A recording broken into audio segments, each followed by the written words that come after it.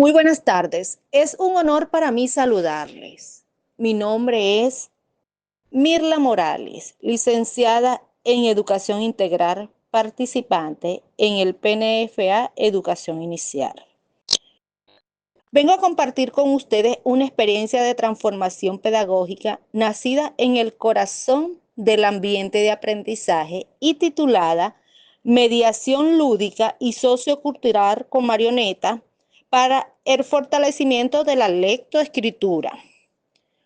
Un trabajo que su finalidad es devolverle la alegría al aprender. Para este intercambio de saberes transitaremos por momentos fundamentales, desde el diagnóstico del nudo crítico hasta los horizontes que planteamos para una nueva praxis docente.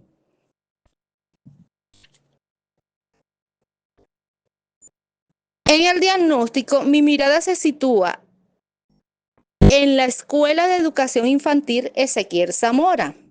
Allí se pudo detectar la realidad del problema, sus causas y consecuencias producidas por la enseñanza repetitiva y mecánica, produciendo esto el desinterés, apatía y lo más doloroso, el marcado miedo al error en nuestros niños al enfrentarse al papel. En cuanto a las interrogantes, ante el silencio creativo surgieron las interrogantes reflexivas. Debido a esas preguntas arranca el motor de mi investigación. Justificación y línea de investigación. Se justifica esta labor desde el ámbito educativo y lo social.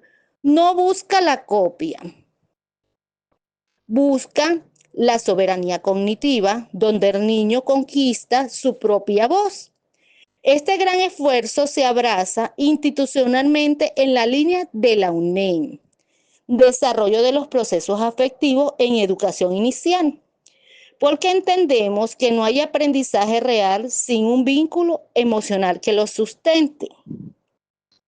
Recorrido metodológico. Para transformar la realidad, primero hay que habitarla. Por ello, mi recorrido metodológico se fundamenta en el paradigma sociocrítico, asumiendo el método de investigación, acción participativa, transformadora y APT. No me limité a observar desde afuera, me sumergí en la cotidianidad del aula como investigadora que siente y vive en el territorio. Discusión, diálogo y saberes. Para esta experiencia no se queda solo en el aula. Me permití constatar estos hallazgos con la literatura pedagógica de vanguardia. En este momento presento un diálogo entre la visión tradicional que busca transformar y la propuesta emancipadora que se transformó. En cuanto a la afectividad cognitiva, en primer lugar confirmo mi estudio de que el aprendizaje no es solo intelectual, sustentada en Pérez 2022. Sostengo que el cerebro del niño solo aprende cuando hay una emoción positiva de por medio. Por ello, la marioneta fue el motor que activó su curiosidad. No solo alcanzamos en escritura, ni avanzamos solo en escritura. Pude notar cómo se elevó el sentido de pertenencia y la autoestima de los niños al interactuar con personajes que hablaban de nuestras leyendas, nuestra fauna y las tradiciones. Los niños incorporaron con orgullo el vocabulario de nuestro territorio en sus expresiones escritas. Validé que la escuela puede y debe ser un reflejo de su propia cultura llanera. Estos resultados me confirman que cuando la lúdica contextualizada entra al aula, el miedo al error desaparece para dar paso a una alfabetización llena de vida y de propósitos. Aquí llegamos al momento más gratificante de mi investigación, los resultados. Es aquí donde pude contactar cómo la mediación afectiva rompe la barrera del desinterés y transforma el aula en un espacio de creación.